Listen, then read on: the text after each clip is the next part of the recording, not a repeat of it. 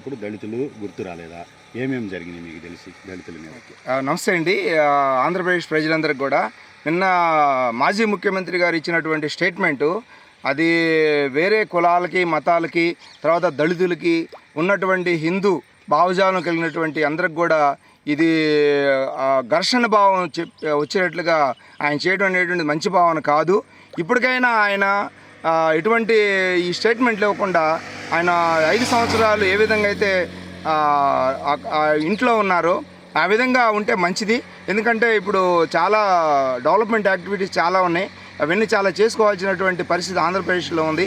కనుక ఇప్పుడు ఈ భావజాలాలు తీసుకొచ్చి నన్ను రానిలేదు రేపొద్దున దళితులను రాణిస్తారంటే, దళితులు రోజుకి అక్కడ ఉన్నటువంటి 100%లో 25% మంది దళితులు అక్కడ ఆల్రెడీ దర్శనం చేసుకుంటూ ఉంటారు.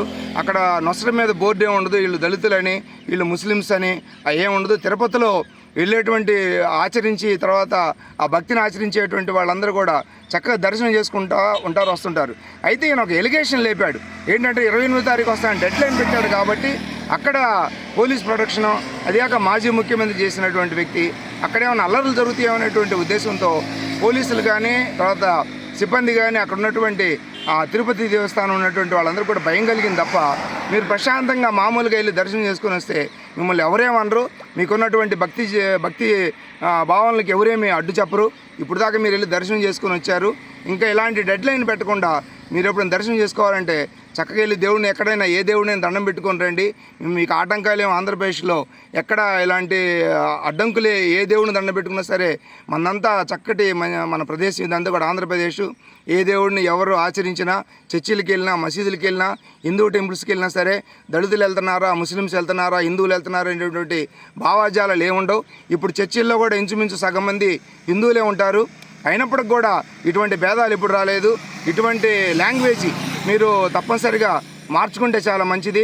లేకపోతే ఈ దళితులు హిందువులు వీళ్ళందరూ కొట్టుకొని చేస్తారు. చాలా రాంగ్ డైరెక్షను, తర్వాత రాంగ్ మీరు స్టేట్మెంట్ ఇచ్చారు. ఆ స్టేట్మెంట్ని మీరు ఉపసంహరించుకొని ఇప్పటికైనా సరే మీరు చక్కటి సందేశం ఇవ్వండి ప్రజలకి. రాష్ట్రాన్ని డెవలప్ చేయమని, చంద్రబాబు నాయుడు గారు సహకరించమని, తర్వాత పరిశ్రమల కోసం కానీ ఇట్లాంటి స్టేట్మెంట్లు ఇవ్వండి తప్ప ఇలాంటి భేదాలు మీరు తీసుకురావద్దని మిమ్మల్ని మనస్పూర్వకంగా విన్నవించుకుంటున్నాను.